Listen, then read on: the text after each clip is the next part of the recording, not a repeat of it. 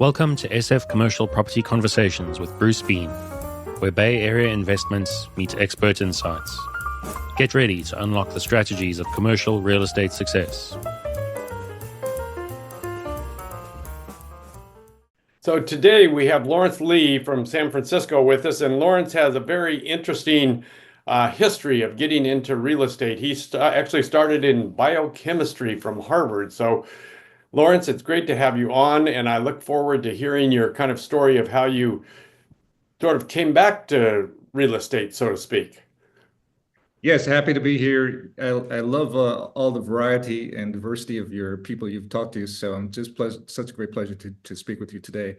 As you said, I grew up in San Francisco, and happily my parents were able to buy their home back in the 60s and wanted me to go into science. And so since medicine wasn't something that I got excited about, I thought about biotech, especially because I could have a job in the Bay Area. And one thing led to another. My wife and I had a kid who got to be a very good gymnast, and she needed to practice 5 days a week. And I was commuting from San Jose, and so I said, let's try something different. And looking back to my dad's time, I said, I'm gonna pull out and try my efforts in real estate in San Francisco, and switched over back in 2017, and it's been fun ever since. Wow. So you invested in Salt Lake City actually for a while. Yeah. Actually, San Francisco is a wonderful town if you can afford it, if you can do it, and I hate to tell you, it is very, very hard to do. People were talking about the delays in building things, and neighbors having other kind of complaints, and I dealt with some of those things myself in my own home. So I was looking around, and I found of all the cities that are pretty short trip away, Salt Lake City was something that was so appealing. It was great unemployment, young people there, and for real estate, the vacancy rate was like under 4%. So Oh, wow. I said, let's give it a shot. And within a few months, I found my first single family home. It was a stale listing, and just did one thing after another. And soon enough, I started work on building a multifamily 70-unit ground up. Wow. And so you built it, you filled it, you did everything, and then you sold it. Yeah, it's definitely something where you don't really imagine doing it, but between life and the pandemic, this was something where I kind of wanted to rearrange how things. And so during the pandemic, I pulled out and I started thinking about doing it in the East Bay, and have been trying on and off to get some things to go. I've got one listing started next month, but in general, I'm really excited about the opportunity that I'm doing now in Arizona. So did you end up doing a 1031 exchange from the Utah property? There are so many great ways to do real estate for taxes, and I am not the best example for doing that. Short-term things. I found 1031s to be so complicated in terms of after you do 2 or 3 different transactions, you're really in this weird ratio of investments. So I just was very conscious about making sure that things penciled out and worked out when I did sell. What I found is definitely as I look back on different projects, I could have done things better, but in general, what I found that really worked well is just finding something that you can see the value when you buy it. And that's one of the guides that, you can read in books, and then definitely saw from my parents. And I know that is one of the things that I'm definitely doing as part of my plans going forward. So then you decided to move into the Phoenix market. How many units do you have in Phoenix right now? It's the incredible number of one. Oh, all right. Well, one is good. Yeah. One is definitely where I like to do it as an example, to do it slowly. So I do it just to make the connections and to make sure everything's going well. And that way it's less of a risk in terms of all the different partnerships, be it the realtors or the investors or any kind of vendor. And that's wherein I definitely know that doing that legwork pays off. Yeah, no, that's an interesting scenario. I know a lot of people jump into a market without really establishing kind of a beachhead, so to speak. And it sounds like you're going into it with the idea that, okay, I'm going to establish kind of the beachhead and figure out what's there and then move into the market a little more later on. Yeah, yeah. Well, I definitely am not a young guy, so I have a plan that's going to be a 3-year, 5-year plan, which is to do multiple small projects as well as to invest in some other projects. And so I found that Phoenix, is just a great profile in terms of number of ways you can get involved in it. A great trip to get over there, and it's growing. So it's really got a lot of advantages compared to the Bay Area. Yeah, no, the Bay Area, yeah, I mean, as you said earlier, even trying to get into the East Bay is difficult. So, and there are some good values happening, but not so much in the single family or multifamily market. Yeah, yeah. Honestly, multifamily is tough, like almost all around the country now. And I think that they just said that Phoenix has like 11% vacancy. But as long as we get your niche as the way to figure out how to do it, this is what's amenable about real estate is that there's so many ways to get involved in a small scale or large scale. And so one thing that I'm approaching Phoenix with that I didn't do in Salt Lake City is thinking about the whole area, all the suburbs. I used to be only mainly in the downtown area of Salt Lake City. So this is wherein changing a little bit about the geographic scope can really open up a different way of doing things than I've just done a couple of years ago.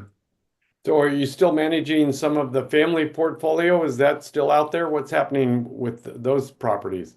Yeah, yeah, there's stuff I'm doing here in San Francisco. I've got my ADU in my backyard being worked on now. And Wow. that's just Yeah. a few hours a week because I got a contractor doing that currently.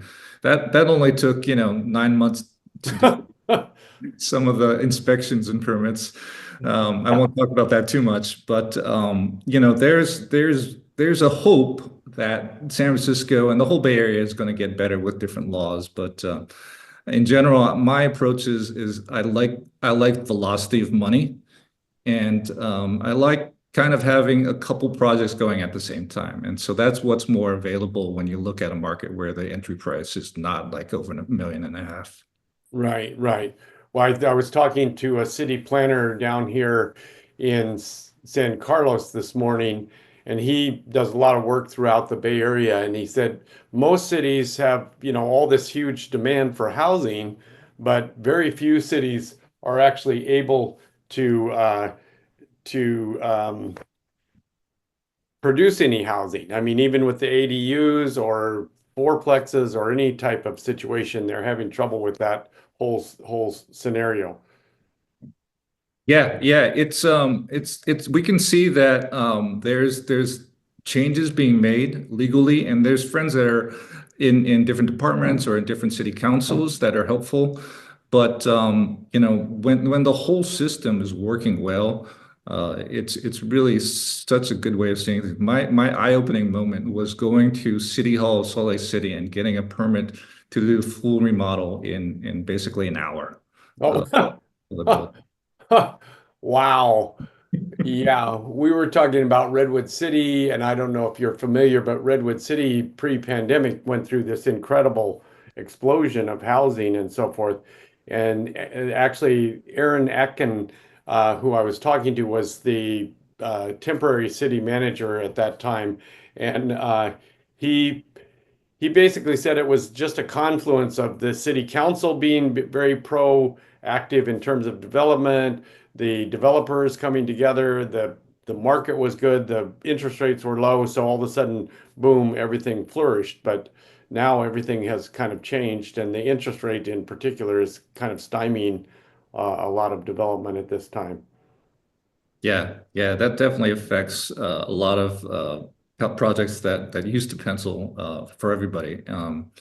One thing that is important for me is definitely to keep the eyes on the ground and keep getting a lot of different deals that coming my way to look through as the times change. Yeah, no, it's got to be a little bit daunting. Do you typically go out for a loan, or are you trying to self-finance everything? Honestly, I really found that between hard money and investors, there is it's a pretty mature market, and I've found that there's a lot of different options. I definitely will work towards getting more bank loans going forward, but this is where, having a couple friends that can do with these kinds of hard money rates, it can again, give me opportunity to do several things at once. Yeah, no, that's great. Well, typically, what are you doing? Hard money for kind of short-term loan at whatever, 12 or 14% or some fairly high number. Or Yeah, yeah, definitely. I think the keywords are short term and relatively high number. Don't forget the points in the front end. So oh, oh, points. Yeah, right. Yeah, that's another key factor. So yeah, it all adds up. yeah, so I'm giving some money away, but I think that understanding that there's just more projects that can work out that way for me, and I'm not gonna try to maximize every project. I just want to be able to have a good system that's repeatable. Yeah. Well, what sort of return or what do you look for when you're looking at a project? There's definitely, I came from doing a lot of uh, just investing in stocks and mutual funds. Mm. So I definitely, I'm trying to find projects that are going to give me at least 15% return on my money over the period that I look to do. A lot of projects I want to do in under 90 and under 18 months. Mm. So Yeah. that's where I kind of I've found that it's a little harder in the Bay Area. There's more of a ceiling that you can just go beyond. In Phoenix, there's definitely a lot of competition of new construction, but Oh, the supply, the choices that I have there across different area is so much more abundant that I find it's a lot more things that I can give a shot at, be successful at. yeah. Yeah. So you're just seeing a lot better projects, at least on paper, they look really good or better in Phoenix than in the Bay Area.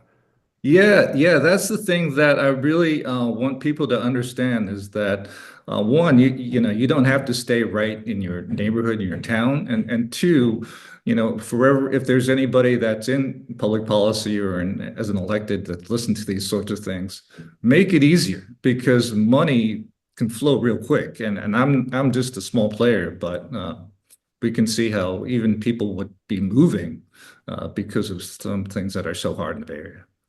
So I assume Phoenix isn't quite as easy as Salt Lake in terms of getting permits, but it sounds like it's much quicker than San Francisco. Yeah, yeah. Again, it's town to town. It's different. I'm definitely learning things as I go, but in general, it's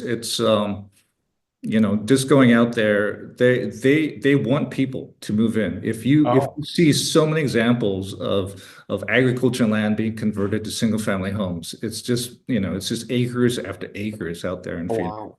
It's really designed to just accommodate the jobs that are coming in between something like a Taiwan Semiconductor to Mhm. all just logistic companies. This is like, honestly, it's like the peninsula back in the 60s and 70s. It's Oh just wow. just so many different track homes. So they just want people to come in. God help them with the water and the temperature, but people are coming. So you're not moving down there anytime soon? Well, honestly, it's a great place. There's so many activities. I love the spring, and there's some incredible buildings that are out there in real estate. That some parts of Arizona are amazing. So Yeah. it's going to be a little arm twisting of the partner of the wife, but thinking about it, I'm thinking. Might do some temporary moving down there or whatever. So anyway. Yeah. Well, I look forward to talking to you again. Maybe I'll be talking to you from Phoenix. We'll see what happens here. But I want to see what happens with your Phoenix projects and going forward. So maybe we could talk again in 6 months or so. We'll see. Yeah, I would love that. I think that'd be great. I'd like that. So where would people get a hold of you, Lawrence? Well, thankfully, Bruce, you're on top of things, and you have my email right there that people can see if you are watching this on YouTube. I'm also available very easily. I love when people just cold DM me on LinkedIn and on Instagram. My name is spelled kind of odd. That's a big hiccup because so many Laurance Lees out there. My dad came up with Laurance, like Laura, as my first name, and hopefully you'll be able to find me. I'm a big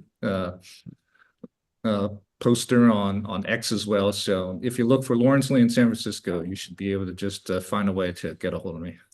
Wow, that's interesting. I didn't realize that most people spell it Laurence, right? That's Yeah. right. That's right. Oh, that's interesting. Well, Laurance, it is great to talk to you. I look forward to talking to you again. As said earlier, I got to run to an appointment here, so I look forward to talking to you in the future. Thanks so much, Bruce. Me too. That's a wrap on today's journey through the SF commercial real estate scene. Ready to share your story? Visit sfcommercialconversations.com/guest. Your insights could lead the next conversation.